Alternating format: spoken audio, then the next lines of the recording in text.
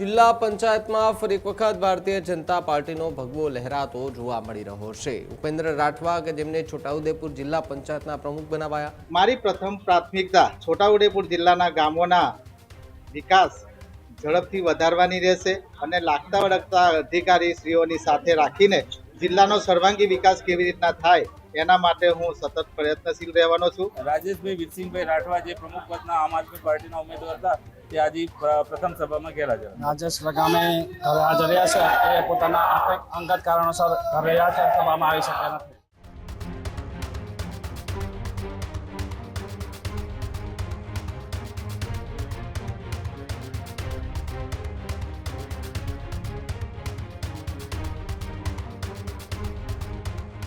જિલ્લા પંચાયતમાં ફરી એક વખત ભારતીય જનતા પાર્ટીનો ભગવો લહેરાતો જોવા મળી રહ્યો છે। ઉપેન્દ્ર રાઠવા કે જેમને છોટાઉદેપુર જિલ્લા પંચાયતના પ્રમુખ બનાવાયા। રાયસિંહ ભીલ છે તેમની ઉપપ્રમુખ તરીકે વરણી કરવામાં આવી, જ્યારે ભાજપના 19 સભ્યોની હાજરી સાથે સ્પષ્ટ બહુમતી જોવા મળી।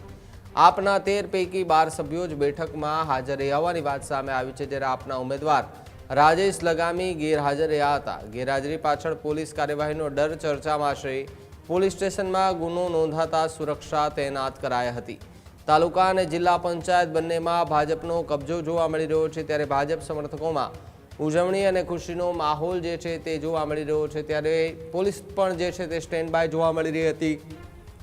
કોઈ એવી ઘટના ન બને તેને લઈને ઠેર ઠેર જગ્યાએ પોલીસ જે છે તે ખડકી દેવામાં આવી હતી। ભારતીય જનતા પાર્ટીના નેતાઓ ત્યાં આવી રહ્યા હતા, આપના નેતાઓ ત્યાં આવી રહ્યા હતા, કોંગ્રેસના નેતાઓ જે છે તેઓ પણ આવી રહ્યા હતા, પરંતુ ભારતીય જનતા પાર્ટી કે જેમણે છોટાઉદેપુર જિલ્લા પંચાયતમાં હાલ તો ભગવો લહેરાવ્યો છે, ઉપેન્દ્ર રાઠવા છે તેમને છોટાઉદેપુર જિલ્લા પંચાયતના પ્રમુખ બનાવાયા છે, ત્યારે રાયસિંહ ભીલ છે તેમની ઉપપ્રમુખ તરીકે પસંદગી કરવામાં આવી છે। આજે છોટાઉદેપુર જિલ્લા પંચાયતના સામાન્ય સભાખંડમાં આજે જિલ્લા પંચાયતના પ્રમુખ ઉપપ્રમુખ માટેની ચૂંટણી યોજાઈ। એમાં ભારતીય જનતા પાર્ટી તરફથી મને ઉપપ્રમુખ તરીકે મેન્ડેટ આપવામાં આવ્યું હતું। એના આધારે મેં જિલ્લા પંચાયતના ઉપપ્રમુખ માટે ફોર્મ ભર્યું હતું। સામે પક્ષે પણ ફોર્મ ભરેલું હતું, પણ મને ઉપપ્રમુખ તરીકે વધુ મત મળતા હું વિજેતા જાહેર થયેલો છું।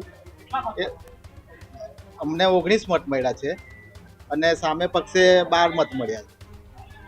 એટલે આજે હું એ તબક્કે પ્રદેશ નેતૃત્વ શ્રી વિશ્વકર્મા જગદીશભાઈ વિશ્વકર્મા સાહેબનો મુદ્દો અને મક્કમ મુખ્યમંત્રી શ્રી ગુજરાત રાજ્યના ડેપ્યુટી સીએમ હર્ષ સંઘવીજી અને છોટાઉદેપુરના યશસ્વી પ્રમુખ ભારતીય જનતા પાર્ટીના શ્રી ઉમેશભાઈ, 3 મહામંત્રીશ્રીઓ, આ જિલ્લાના 3 ધારાસભ્યશ્રીઓ અભયસિંહભાઈ તડવી સાહેબ, જયંતિભાઈ રાઠવા સાહેબ અને રાજેન્દ્રભાઈ રાઠવા સાહેબ અને જિલ્લાના તમામ મંડળના પ્રમુખ મહામંત્રીશ્રીઓ, કાર્યકર્તાશ્રીઓ અને મારા વિસ્તારના નાગરિકોનો હું આ તબક્કે ખૂબ ખૂબ આભાર માનું છું। મારી પ્રથમ પ્રાથમિકતા, મારી પ્રથમ પ્રાયોરિટી છોટાઉદેપુર જિલ્લાના ગામોના વિકાસ ઝડપથી વધારવાની રહેશે। રોડ, રસ્તા, પાણી, આરોગ્ય, શિક્ષણ, ખેડૂતોને લગતા પ્રશ્નોના ઉકેલ માટે મારી જે ચૂંટાયેલી પાંખ છે અને લાગતા વળગતા અધિકારીશ્રીઓની સાથે રાખીને જિલ્લાનો સર્વાંગી વિકાસ કેવી રીતના થાય એના માટે હું સતત પ્રયત્નશીલ રહેવાનો છું। ભારતીય જનતા પાર્ટીએ છોટાઉદેપુર જિલ્લા પંચાયતના પ્રમુખ પદ માટે મને મેન્ડેટ આપતા ભારતીય જનતા પાર્ટીના 19 જેટલા ચૂંટાયેલા સભ્યોએ મારી તરફેણમાં મતદાન કરતા ભારે બહુમતીથી પ્રમુખ પદ માટે મારી જીત થઈ। બીજા કોને મત આપવા ઉપપ્રમુખ તરીકે ભારતીય જનતા પાર્ટીએ રાયસિંહભાઈ ભીલનો મેન્ડેટ આપતા તેમને પણ તમામ સભ્યોએ મતદાન કરતા રાયસિંહભાઈ ભીલ પણ ઉપપ્રમુખ તરીકે ચૂંટાઈ આવ્યા। બીજી વાત છે કે આમ આદમી પાર્ટીએ ફોર્મ ભર્યું હતું, તેઓના જ ઉમેદવાર હાજર નથી રહ્યા, શું પરિસ્થિતિ? આમ આદમી પાર્ટીમાંથી 12 સભ્યો હાજર હતા, જેઓ આમ આદમી પાર્ટીના ઉમેદવાર તરફી મતદાન કરતા, પરંતુ ભારતીય જનતા પાર્ટી કરતાં ખૂબ ઓછા મત મળતા ભારતીય જનતા પાર્ટીના પ્રમુખ ઉપપ્રમુખના બંને ઉમેદવારો જીતેલા જાહેર થયા। તેમના ઉમેદવાર પ્રમુખ જે ફોર્મ ભર્યું છે હાજર હતા? ના, એ હાજર નહોતા। કોણ કઈ સીટના ઉમેદવાર છે? ને રાજેશભાઈ વીરસિંહભાઈ રાઠવા જે પ્રમુખ પદના આમ આદમી પાર્ટીના ઉમેદવાર હતા તે આજે પ્રથમ સભામાં ગેરહાજર હતા। આગળની રણનીતિ શું હશે જિલ્લા પંચાયત? ભારતીય જનતા પાર્ટી વડાપ્રધાનશ્રીના નેતૃત્વમાં જે વિકસિત ભારત 2047 સુધીમાં બનાવવાનું છે એ અંતર્ગત છોટાઉદેપુર જિલ્લો પણ કદમમાં કદમ મિલાવીને વિકાસની હરણફાળ પડે અને પછાતપણાનું જે લેબલ છે છોટાઉદેપુર જિલ્લાને એ દૂર થાય એ દિશામાં ભારતીય જનતા પાર્ટીના તમામ સભ્યો અમે ટીમ છોટાઉદેપુર બનીને કામ કરશું.